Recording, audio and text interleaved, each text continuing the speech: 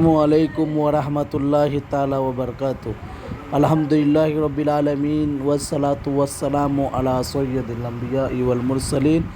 وعلی آلہ واصحابہ اجمعین، اما بعد۔ بحمد تعالیٰ امید کرتے ہیں کہ آپ لوگ جو ہے بخیر و عافیت سے ہوں گے۔ آن لائن کلاس کو آپ جو ہے بغور سماعت کر رہے ہوں گے، اور آن لائن جو بھی آپ مطلب کیا ہے،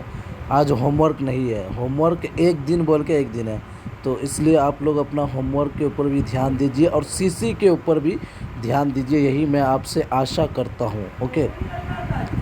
آج کا جو سبق ہے ہمارا وہ کتاب التیمم ہے، تیمم۔ اب دیکھیں مصنف علیہ الرحمہ نے طہارت کے بعد، وضو کے بعد جو ہے تیمم کا ذکر کیا، کیونکہ وضو جو ہے اصل ہے اور اس کا تابع، اس کا فرع کیا آتا ہے، تیمم آتا ہے، اس لیے تیمم کا بحث لانا، تیمم کا باب لانا بھی ضروری تھا، اس لیے مصنف علیہ الرحمہ نے تیمم کا باب کو بھی لایا ہے۔ تو دیکھیں سب سے پہلے کتاب التیمم۔ التیمم لغتاً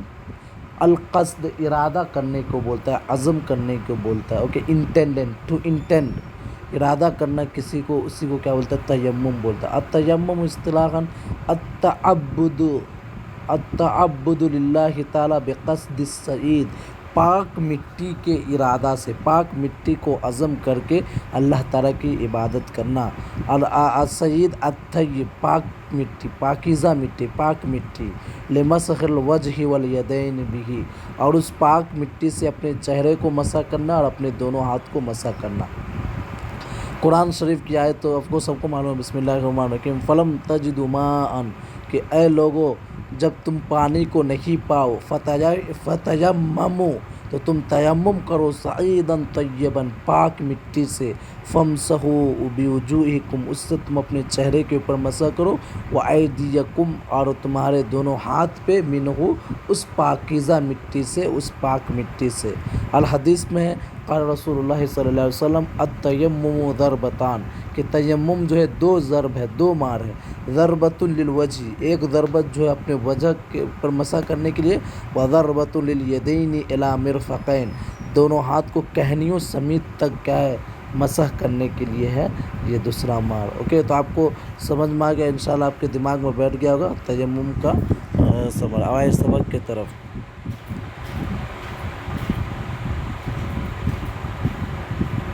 دیکھیں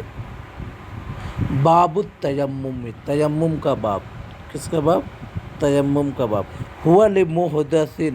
وہ محدث کے لیے، ناپاک کے لیے، وہ محدث جس کو حدث لائق ہو گیا، وذنب، اور جنابت والے کے لیے، وحائض، اور حائضہ عورت کے لیے، ونفساء، اور نفاس والی عورت کے لیے، لم یقدروا، جبکہ وہ سب یعنی محدث، جنابت والا، ناپاک، حائض والی عورت، نفاس والی عورت جب نہیں قادر ہو علی الماء، پانی پہ، کیوں، لبعدہ میلاً، کہ اس کے دور، میل جو ہے دور ہونے کی وجہ سے، وہ کتنا دور ہے وہ سب انشاءاللہ جس میں آئے گا، اس کے دور، میل دور ہونے کی وجہ سے وہ پانی پہ قادر نہیں ہے، تب اس کے لیے تیمم کرنا کیا ہے،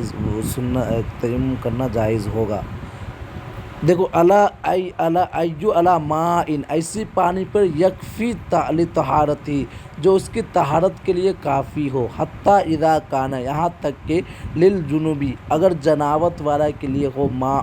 پانی، یکفی للوضوء، جو وضو کو کافی کرتا ہے، لا لغسل، اور اس کے پاس، جنابت والے کے پاس پانی ہے لیکن وہ پانی صرف اس کو وضو کے لیے کافی ہوتا ہے، نہ کہ غسل کے لیے، تو یتیمم، وہ کیا کرے گا، تیمم کرے گا۔ ولا یجب علیہ، اور اس پہ واجب نہیں ہے، التوضؤ، وضو کرنا، عندنا، ہمارے پاس، خلافاً للشافعی، اس پہ امام شافعی کا اختلاف ہے۔ تو جنابت والے کے پاس اتنا پانی کو، اس سے وہ صرف وضو کر سکتا ہے لیکن غسل نہیں کر سکتا، تو ہمارے پاس وہ تیمم کرے گا۔ اما اذا کان مال جنابتی، اگر جنابت کے ساتھ کوئی اگر ہو گیا حدث، کوئی حدث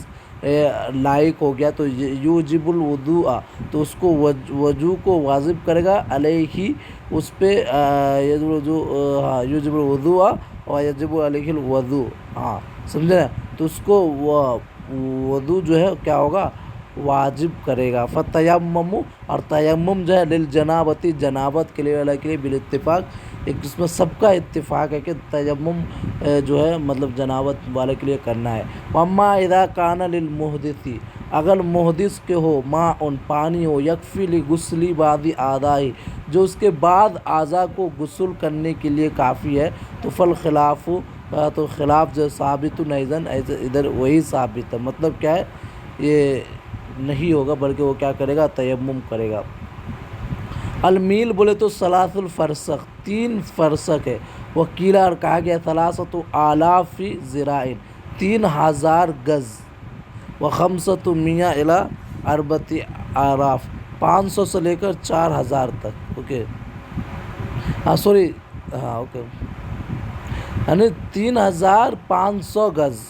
سے لے کر 4000 گز تک ایسا بھی ہے۔ وما ذکر ظاہر الروایہ اور ظاہر روایت میں جو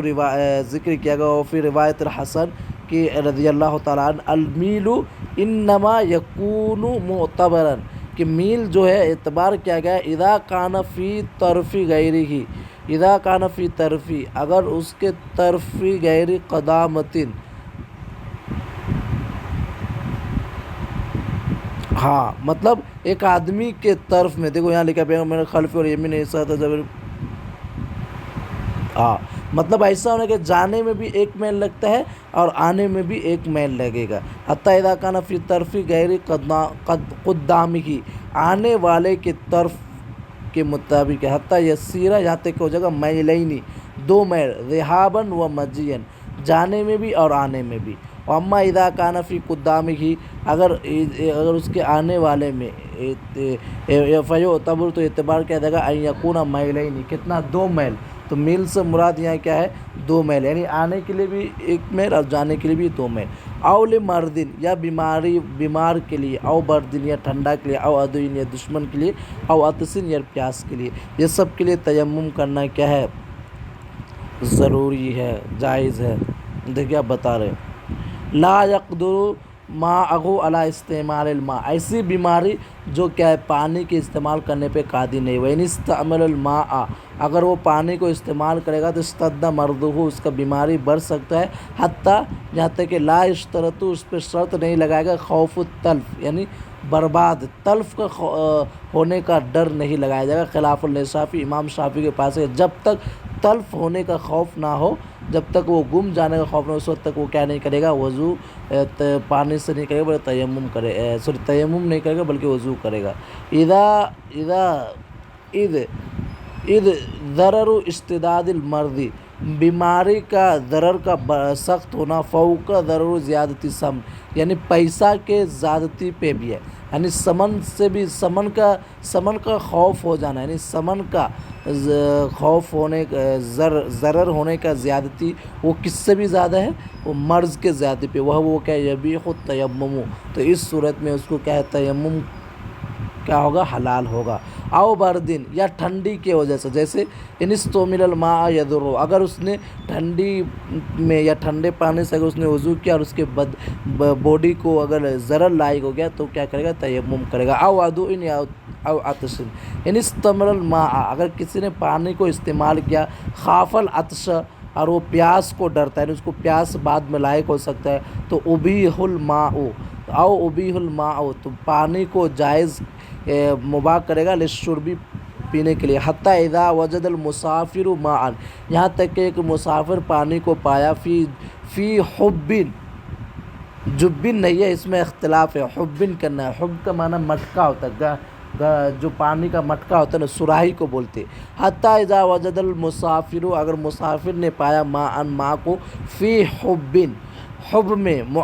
معدن جو مطلب تیار کی گئی ہے للشربی پینے کے لیے تو جاز لہ تیمم تو اس کے لیے تیمم کرنا جائز ہے، الا اذا کان کثیرا اگر وہ زیادہ ہو فیستدل علی انہ للشرب والوضوء اور یہ اس بات کی طرف اجازت دے رہا ہے کہ اس سے پی بھی سکتے ہیں اور کیا پینے کے لیے بھی اور وضو کرنے کے لیے بھی ہے، تو فاما الماء المعد تو وہ جو پانی تیار کیا گیا پانی للوضوء وضو کے لیے تو فإنہ